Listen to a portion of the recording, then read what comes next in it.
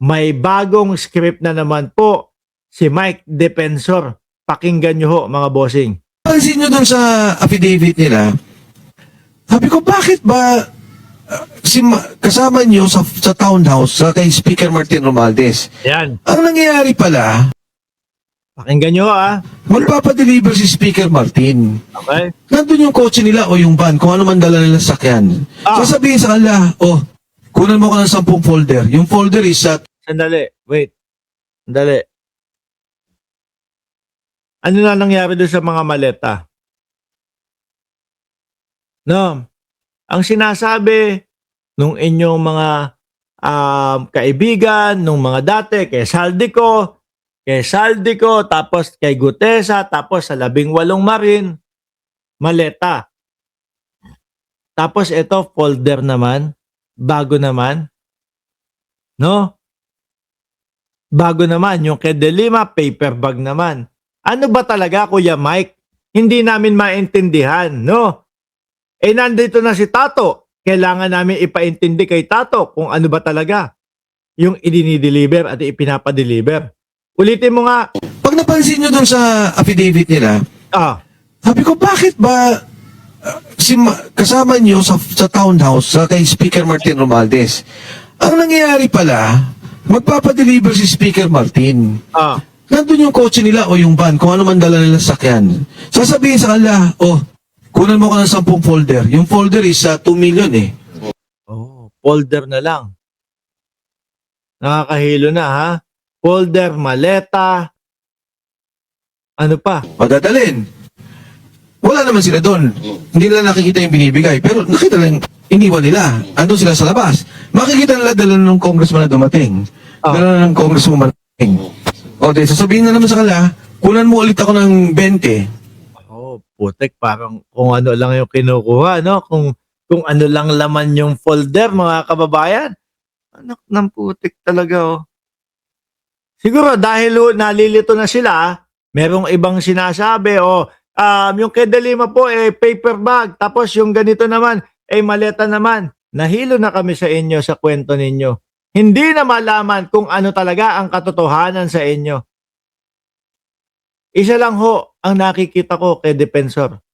Kinakabahan na ito, mga bossing, Chief Amoser, no? Dahil doon sa masisiwalat na yung quarry niya na dahilan kung bakit daw bumabaha doon sa lalawigan ng Marikina at yung mga nakapalibot pa doon. At ito ang ginagawa niya para matakpan ho iyon. Para hindi makita. Same lang din mga bossing. Nung kanino? Nung kay Promil Kid. Si Promil Kid mga kababayan. Di ba? Cabral Files ako. Sali ako sa Cabral Files. Ako ang magmumukhang bayani sa Cabral Files. Yung pala may tinatago na issue doon sa sa kanyang pasolar-solar. Di umano pa yung pagbenta daw ng prangkisa. Mismo galing kay Ombudsman Boying Remulla. Di ba? Kabata-bata mo pa. Nagbenta ka ng prangkisa. Senador pa nanay mo. Di ba? Ngayon, nasa na po si Promil Kid? Hindi na ho yata uuwi. Wala na ho yatang uwian, mga kababayan. Di ba? Yan ang ginagawa nila. At yan ang style ni Mike Defensor ngayon. Dadating na naman dun.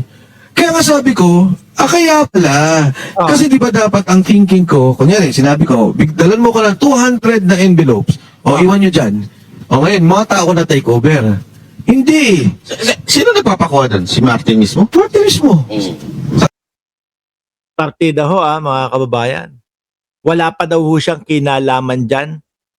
No? Sabi ni Nono Koji, ayon sa isang former Beijing organization, bayad at pinoponduhan ang mga Duterte ng China upang paguluhin at pabagsakin ang Marcos Jr. administration. Malaking bahagi ng Pilipinas sa plano. Yaan. Hindi, yan naman ho din di ba? Yung sinasabi natin. At mismo sabi nung anak ni Juan Ponce Enrile, mga kababayan, na daw po, merong pondo na nanggagaling sa China, ano po, para guluhin ang gobyerno ni Pangulong Bongbong Marcos. At para kapag tayo mismo nagkagulo-gulo, mismong mga kababayan na natin ang nagpahina sa gobyerno natin, saka sila papasok. Easy na lang para sa kanila, mga kababayan, mga boss chief amo sir. Di ba, estilo? Oh, ngayon, anong ebidensya natin doon? Nakikita naman natin itong mga ito. Halos po yung mga ipinapakalat at paabot sa ating mga kababayan, puro fake news na lang po. Ayan, from maleta, naging paper bag, naging envelope, naging expandable envelope, lahat na ho. Halata. Di po ba? Merong mga litrato, yung kanilang mga vloggers na ipinangangalandakan pa na merong mga meeting sa China, yung mga chinador nila, pa-meeting doon sa China. Oh, hindi mo mismo sa China. Kumbaga, doon po sa mga kawani ng China. Di ba? So ngayon, mali ba tayo na isipin na totoo yung mga kumakalat at mga sinasabi na merong nanggagaling na pondo sa China? Hindi ho. Kasi meron tayong mga nakikita na mga kilos nila na tumutugma doon sa sinasabi na merong mga pondo na ikinakalat sa mamamayang Pilipino para guluhin ang sarili nating bansa. Sabi ni Sir Danilo Espejo, nagpapalakas ang China, nag-donate ng $1 million sa Pilipinas para daw sa biktima ng baha. Oh. Nagpapakaw sa kanila? Oo. Yung sasabihin ni Speaker daw, Martin, na dalhin mo, kunyari, ganito. Nandun sa affidavit. So, nandun yung van, nandun yung kotse, nandun yung... Bakit ganon? Bakit ang nagtataka ko, ha?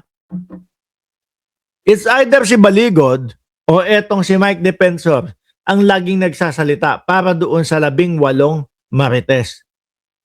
Nung ipinatawag, may patawag, hindi naman sumipot. Kesyo nagtatago na daw po, mga kababayan.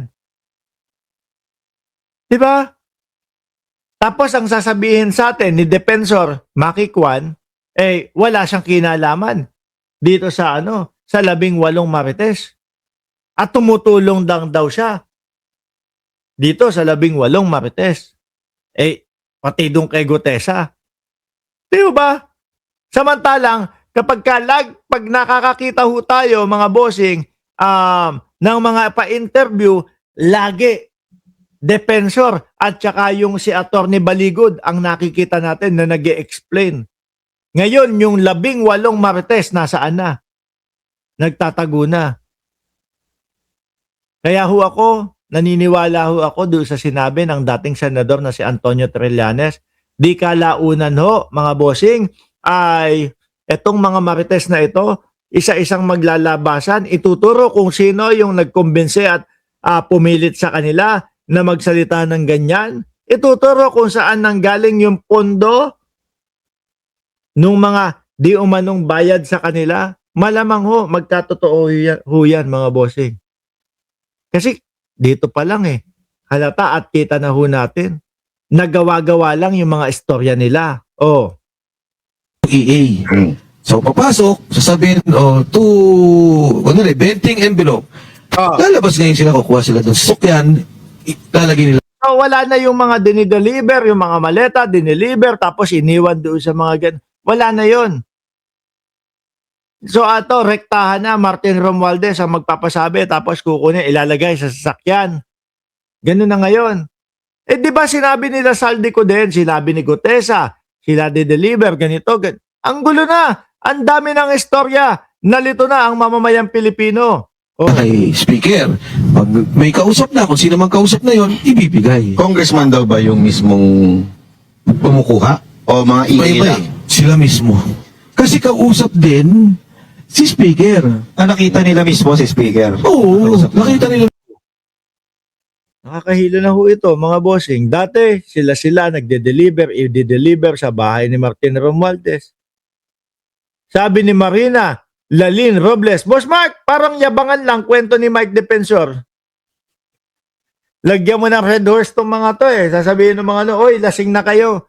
Lagyan mo ng red horse doon sa kanilang lamesa. No? Tapos, pag may nadaan, sasabihin, uy, lasing na kayo, magsiuwi na kayo. Kung ano-ano na mga kinukwento ninyo. Sabi ni Shiro Kansaki, aba, Box Boboli. Uy, populi yan. No? Ang boses daw ng bayan yan. Dinamay pa tayo. Kaya ho, alam nyo mga bossing, kaya ho mga nakakasuhan itong mga ito. No? Walang kahit isang record, sabi ni Witchy. Kaya ho nakakasuhan itong mga ito, mga kababayan. Dahil ho, dito sa mga imbento nila at gulo-gulong mga script nila. Mismo. Kaya pala lakas ng loob din ng 18 Marines na magsabi ng ganyan. Lakas ng loob! Tarantado ka ba? Nasa na yung 18 Marines mo? hindi na makaharap. Tsaka ang nakikita ko, laging nagsasalita, si Baligod. At tsaka itong si Defensor. Sila nandun lang sa likod. Yung tipo bang, mag-recruit. I-recruit natin tong Marines na to. Sige, recruit. Di ba? Sama ka sa amin. Uy, sama ka sa amin. Kabado ako dyan. Baka magkamali ko. Huwag kang mag-alala. Uupo ka lang sa likod. At si Baligod ang magsasalita para sa iyo. Si Defensor ang magsasalita para sa atin. Ganun lang nakikita natin sa Marine. Di ba? Kasi at talagang na-actual talaga nilang nakikita. Yes. At actual na ginagawa. Boy Banil pala yung nagsasalita. Si Boy Banil pala yung nagsasalita kasi actual. Dapat nga yun actual nilang nakita kasi dapat sila, yung mga Marines, ang iniimbita nyo dyan sa Box Bobuli daw ho. Mga kababayan, sabi ni Shiro Kansaki yan ha. Hindi ako may sabi niya, kinopya ko lang. Kung sino yung mga aktual na nandoon, yun dapat ang mga ini-interview nyo dyan sa vlog ninyo. Di ho ba? Bakit yung mga yung mga yan lang? Ako, rerektahin ko yung 18 Marines. Hali kayo, punta kayo dito sa sa channel ko. Imbatahan natin, iniimbitahan ko yung 18 Marines. Dito tayo. Tatanungin ko kayo dito sa channel ko. Hindi si Mike Defensor, hindi yung hindi yung lawyer. Bakit? Kayo yung mismong nakakaalam di ba?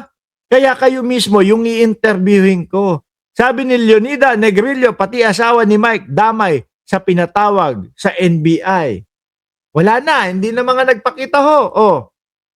Gawa at inuutos mismo ni Speaker Martin Romualdez. Ang nangyari pa kasi, sa pagbabalot pa lang, kasama na sila. Kita mo? Di ba? Kasi, pagbibilang ka na Hindi na yung paglalagay wala nang mali-maleta. Ngayon, balot na lang. Ngayon, sa na lang, folder na lang, ibinabalot. Anak ng putik na yan.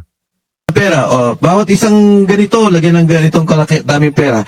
So, kasama rin naman sila dun. So, 2 milyones na lang. Wala. Paano yung mga 48 million na? Wala na. Ang gulo ninyo.